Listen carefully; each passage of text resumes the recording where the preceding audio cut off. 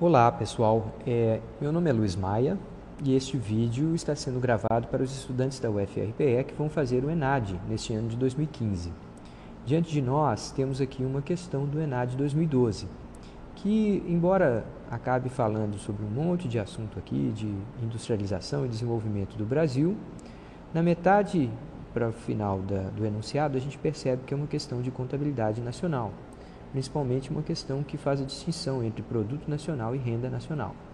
Então aqui, por esse enunciado, ele dá algumas dicas, lê um pouquinho, antes de realmente chegar à questão, que é uma questão de cálculo.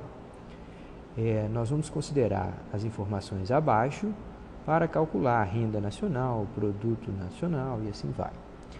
Por que essa questão é importante?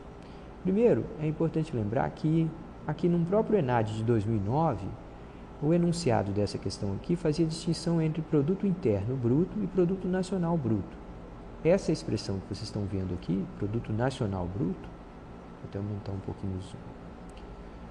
Essa expressão produto nacional bruto, ela não mais é utilizada na terminologia, no diálogo sobre contabilidade nacional. Então aqui a gente percebe que a distinção nessa questão obviamente, a resposta seria a letra D. A renda líquida enviada ao exterior era o que distinguia o produto interno bruto do produto nacional bruto, que no primeiro caso mensurava as riquezas produzidas internamente a um território e no segundo caso as riquezas produzidas que são de alguma forma atribuídas, associadas aos residentes, né? Então seriam os nacionais do Brasil, a renda nacional, a remuneração aos fatores de produção nacionais, como capital e trabalho, trabalhadores brasileiros e empresários brasileiros. Com a nova terminologia, com o novo sistema de contas nacionais, hoje a gente usa um termo diferente, a gente fala de renda nacional bruta. Antes da gente dar uma olhadinha nessa questão aqui, é sempre bom a gente ler as respostas que a gente vai ter que selecionar. Então aqui eu tenho 5 alternativas e eu preciso ver quais são verdadeiras ou falsas. Como eu só vou marcar uma resposta, então eu sei que eu tenho 4 afirmativas falsas e uma verdadeira. Vamos dar uma olhada nessa questão um pouco mais de perto.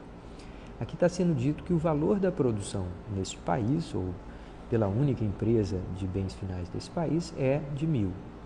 O pagamento de salários é de 600, o custo das matérias-primas de 200, e a receita líquida das vendas, ou seja, o lucro dessa empresa ou desse país é de 200. Suponha que os agregados acima refiram-se à economia brasileira em determinado ano, em que a presença de fatores de produção de origem estrangeira, capital e trabalho, tenha sido relevante. Se naquele ano a totalidade dos lucros tivesse sido remetida ao exterior, então, e aí vem os enunciados, tá? O primeiro deles diz, o PIB teria sido de 1.000. Ora, a gente sabe aqui que o valor bruto da produção é 1.000. Isso significa que a gente tem que deduzir desse valor bruto da produção o consumo intermediário, ou em outras palavras, o que é adquirido junto a outros setores.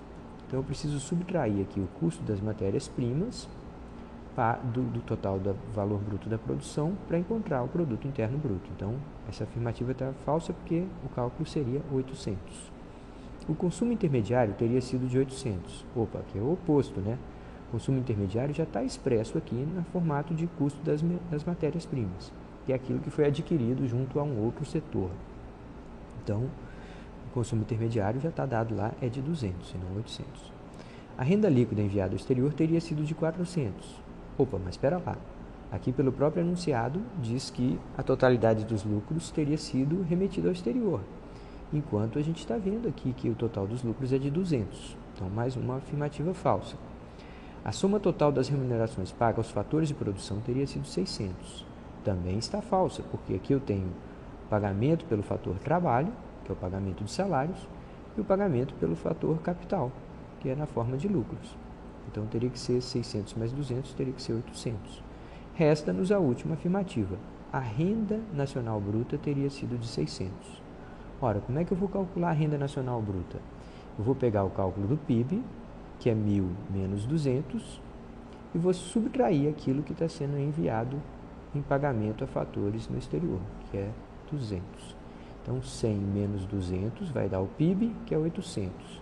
E menos a receita líquida enviada ao exterior, que é 200, vai dar 600. Então, essa é a afirmativa verdadeira, porque a renda nacional bruta expressa, na verdade, a riqueza que fica com os residentes de um determinado país.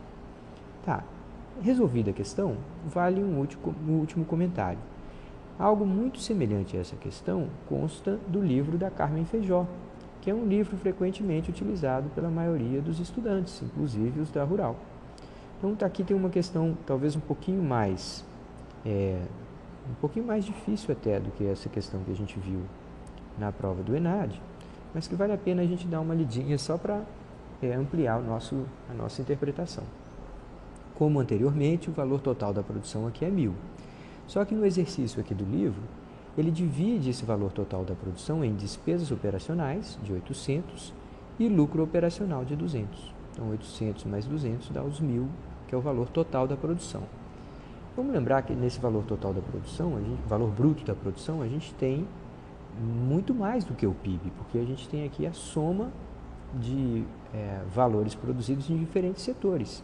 E a gente está ignorando a dupla contagem na soma desses faturamentos de diferentes setores. Tá.